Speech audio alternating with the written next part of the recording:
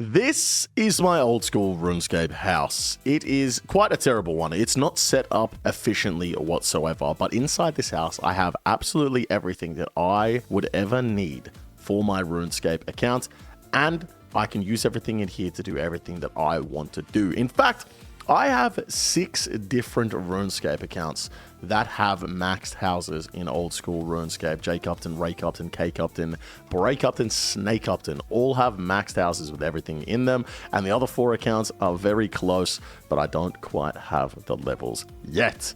Now, the reason I'm telling you guys this is because today I'm going to be running you guys through everything you need to know to get a maxed out player-owned house, the levels you need, the items you need, the things you need to build to have everything in your house that you will ever need with absolutely no fluff. We're not going to be talking about the things that you could get, that you might want to get. We're going to talk about the things that you 100% want to have in your house to play the game as efficiently as possible. Now, the first thing we are going to talk about is location, and the first location we are going to is Remington. You can have your house set up here from level 1 construction. In fact, the second you buy a house, your house will be located in Remington, and this is the best place to have your house when you have low construction. If you have low construction, and who knows, maybe you don't even want to train construction, the best place you can have your house is Remington, because if you just hop to world 330, that is the house party world. If you just hop there, you will find so many people hosting houses here, and you don't have to build your own whatsoever. You can save all that time, just play on world 330. Yes, the ping might be bad, but if you just go here and you just pick a random house like this guy, you can go inside and look at this. Everything you could ever need: an altar, an ornate rejuvenation pool, altar of the occult, ornate jewelry box, portal nexus. Anything you could possibly need will be inside those houses, and you can just play on world 330 all the time, and you don't have to worry about the rest of this video. You don't need to set up your own house. Now, if you do want to train your construction, another great place to have it set up is Hosidius. Number 1, if you get construction done early, sand crabs are just to the south, and that's a nice training spot very early in your account. But the main reason you want to have your house in Hosidius is if you are doing farm runs. I have a goutweed planted here from my March Madness series, but you can see there is a herb patch right north of the house altar. This is exactly where you want to have it if you're doing herb runs, because this is the only herb patch that is near a house portal. Now, if you don't have the Fremenic Diary done for the sea boots, having your house here in Relica could be a great alternative. If you're doing Vorkat, this would be the only reason to have your house here. Definitely not the Slayer Cave, because there's a fairy ring over there, but it's a very short run to get here to go and kill Vorkat. So if you're hunting a bit of Vorkat, getting your house here in Relica could be a decent shout. And lastly, the other place to have your house, the rest of them don't matter, is here in Prif Dinis. You are close to the Corrupted Gauntlet and the Agility Arena here, and most of all, it just looks really nice. That's the only reason you want to have your house here, because it looks cool. Now, before we get into everything over here, I just wanted to quickly show you on my alt account the best way to train construction these days. This is not a guide on how to train construction, so I'm not going to go too deep into it, but obviously you're going to want to do mahogany tables. They are the quickest way to get your construction training up. And if you've watched my game on mid-game moneymakers, how to escape the mid-game, you'll know that 100% you want to do the fastest training method for any given skill, because you're going to be able to make more money back once you've finished it up. So you always want to do the fastest method, even if it's the most expensive one, because the time saved, you will make that up by bossing later on in the account. So you want to do mahogany tables, but with the recent release of the Construction QOL plugin, that's right, Construction Quality of Life plugin, you can go into here, and what you can do is change your input key and output key. Now, last thing on the training before we get into everything that you're going to want in your house, the highest level thing that you are going to want to build for your house is the Ornate Jewelry Box.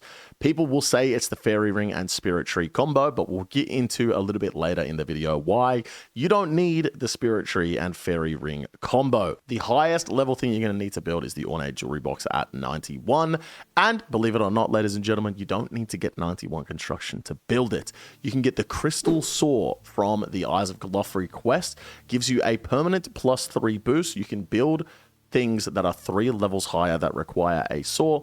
And then if you get your spicy stew with the orange spice, you can get a +5 boost. So if you just get 83 construction, you are able to build everything you could possibly need in your house. Now, 100% the most important thing you're going to want to build in your house is the bedroom to bring bitches back. Okay, no, okay, let's get to it. This right here is the Ornate pool of rejuvenation. Now, you can build several different of these pools in your house as you go along. The first one is going to be the restoration pool. That's going to give you a stat restore. It restores all of your statistics except for your health and combat stats. That's at level 65. At level 70, you can bring it up to a revitalization pool, which is going to restore your stamina as well as everything previously mentioned. At level 80, you can get it to a rejuvenation pool, which gives you prayer as well as everything that was previously mentioned. And then at level 90, it is the Ornate rejuvenation pool, which does venom and hit points. So if you click on this pool, you're going to restore all of your stats, including your hit points. It's going to cure your poison, cure anything that could possibly be going on. This is by far the most overpowered thing in old school RuneScape. I cannot believe this came into the game, but I am so happy that it did.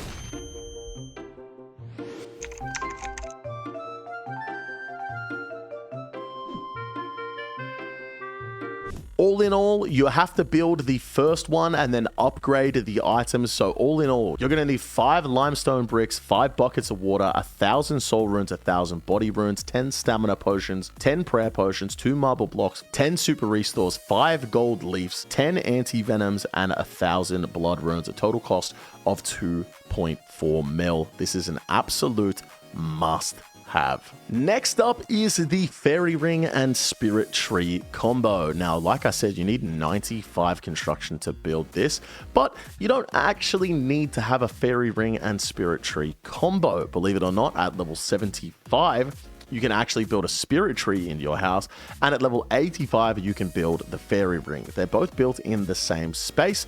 That's why most people opt to have a spirit tree and fairy ring combo, but nothing is stopping you from building a second superior garden, so you can have one as a fairy ring and one as a spirit tree. There is absolutely no need whatsoever to get yourself to level 95. 85 is plenty for the spirit tree and for the fairy ring. Now, for the spirit tree itself, you are going to need 75 construction, but you are also going to need level 83 farming, as well as having a spirit sapling in the bank. For the fairy ring, you're going to need level 85 construction with 10 mushrooms and 1 fairy enchantment. The fairy enchantment is purchased from Fairy Fix-It after the Fairy Tale Part 2 Cura Queen quest for 100 GP. Very easy to obtain one of these. Next up is the Altar of the Occult. Using this, you can change your spellbook to absolutely anything in the game. I have no idea why my spellbook looks like that, but you can change your spellbook to anything here. It gives you all of the options.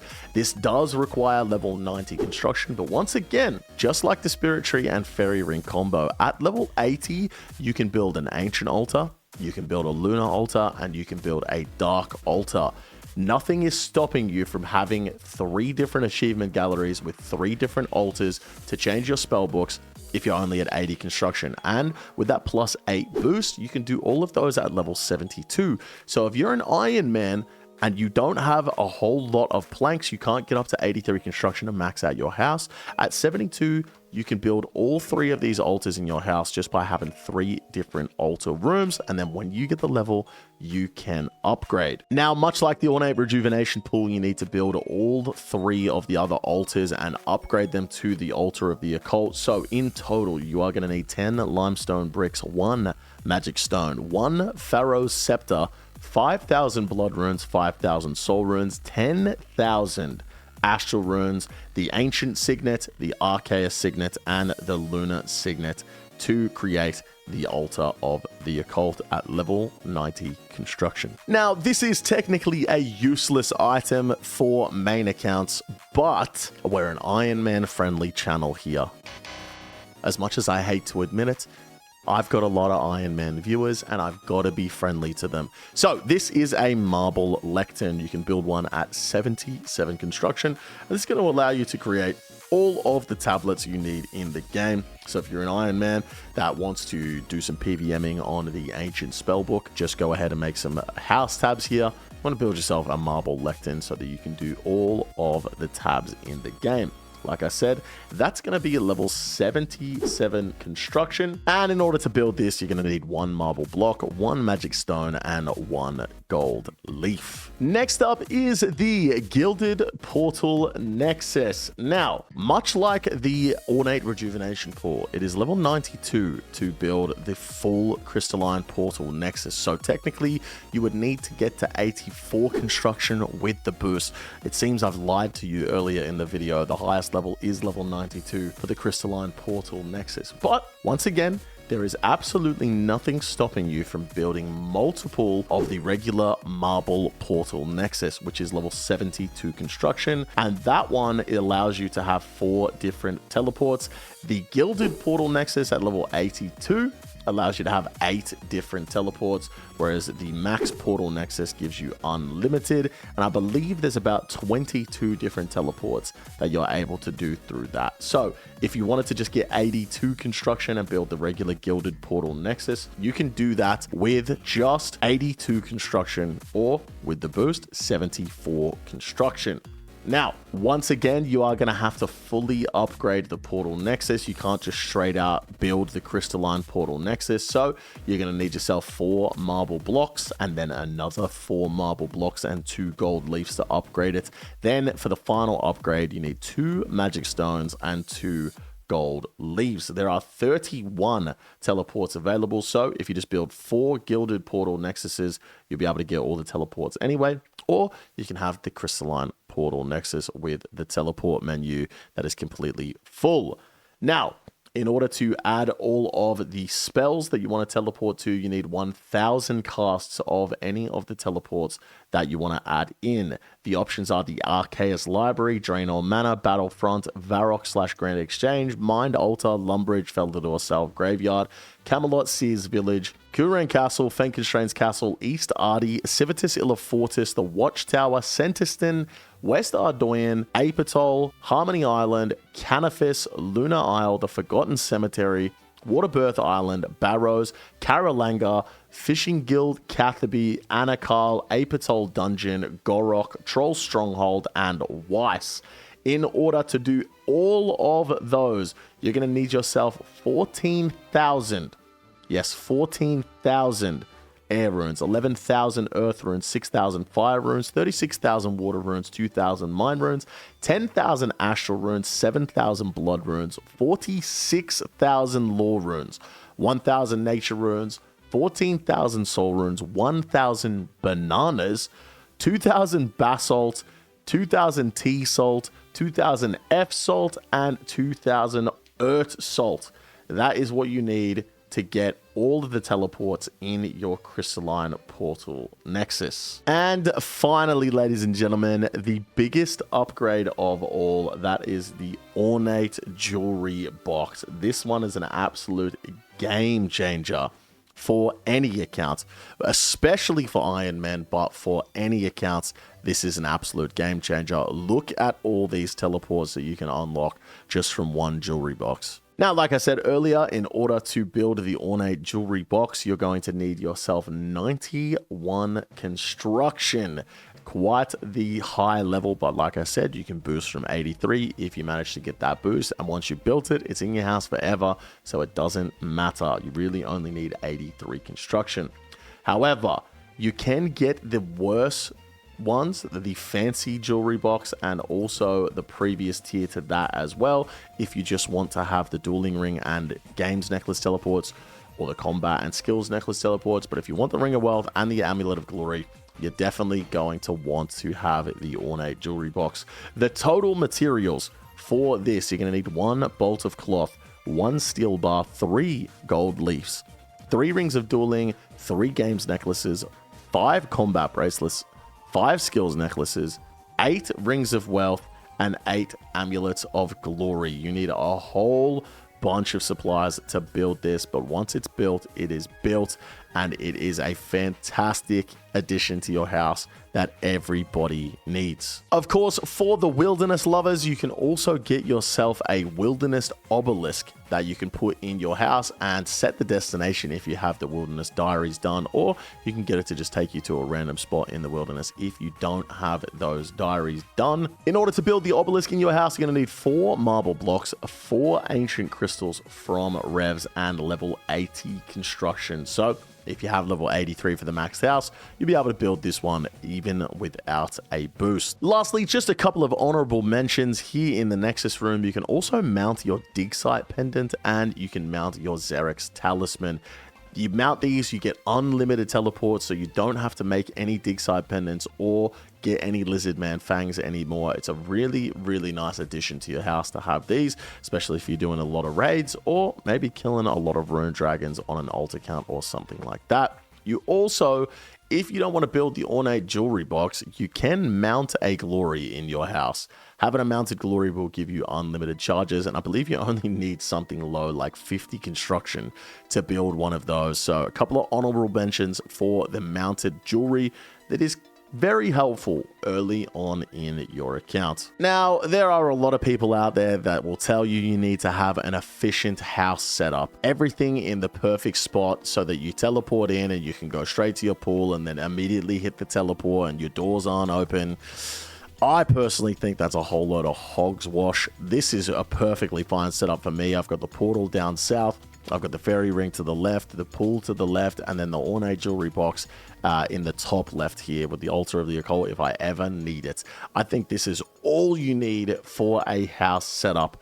That being said, there are some efficient house setups that I want to show you guys as well. I believe Editor Mike found these on Reddit because neither myself nor Editor Mike has an efficient house. So if you have your house set up in a 3x3, you can actually save a couple of ticks on the loading screen because it takes less time to load your house in. So the technical efficient setup is to have a 3x3 house and not have that many rooms. That being said, I think that's quite boring, but here it is. You have the Superior Garden to the north. You have anything you want in the northeast. To the east, you have your menagerie for all of your pets. In the southeast, you have your workshop for your armor repair stand if you're an Iron Man. A Superior Garden down south for the obelisk. Combat room to the southwest so you can check your max hits. To the west, you have your achievement gallery with your ornate jewelry box and altar of the occult. And then the northwest, you have your portal necklace with your pendants. That is the efficient setup for a 3x3 house. If you want to have a 4x4 house, you don't mind having a little extra in there and having a little extra loading time, here is the most efficient setup. As you can see, number 1, bedroom. Number 2, a chapel for the Gilded altar. 3 is the achievement gallery. 4 is the study. 5 is the workshop. 6 for the Superior Garden. 7, this is the formal garden and entrance portal. 8, your portal nexus. 9, you have the costume room. If you're an Iron Man and need to store some things in here for bank space.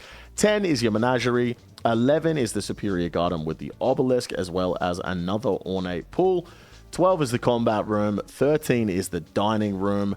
14 is the quest hall. 15 is bedroom number 2 for your servant. And 16 is the games room for some fun stuff. This is probably the most recommended way you can have your house set up in old school RuneScape. Now, the last thing I want to talk about here is something that a lot of people won't have in their house, and to be quite frank, it's something that a lot of people shouldn't have in their house. It's pretty useless to most people, but if you're lazy, this is a great addition. Over here, I'm going to go ahead and turn challenge mode on this lever. We pull it, and then I'm going to run you guys to the south of my house. This is the reason that my house is so large. Down here, I have an agility, a training arena. This is a very silly thing to have in your house, but if you're lazy and you want to get some free agility XP, this is the best way to do it. You can come down here with your range prayer up. You can get aggro from these Tox Zills right here. And as you can see, every time I get caught by one of these traps, I get 20 agility XP. So if I just aggro all of these Tox Zills, I turn my auto retaliate on. Eventually what will happen is I will get caught by one of these traps. I will have aggroed all of these Tox Zills. And when I get caught and sent back to the start, I will auto retaliate from the monsters and I will continue doing agility. I just leave it like this, hands off keyboard. If I get full Justy with the Din's Bulwark, I'll never get hit. And I can just constantly train agility just like this. It's actually insane. Now, the last and absolute best thing you can do for your max player-owned house is get 99 construction. This is going to give you unlimited teleports back to your player-owned house, as well as unlimited teleports to any of the player-owned house locations. Look at this. I can go to Yanil. I can go to Alderaan. I can go to Relica.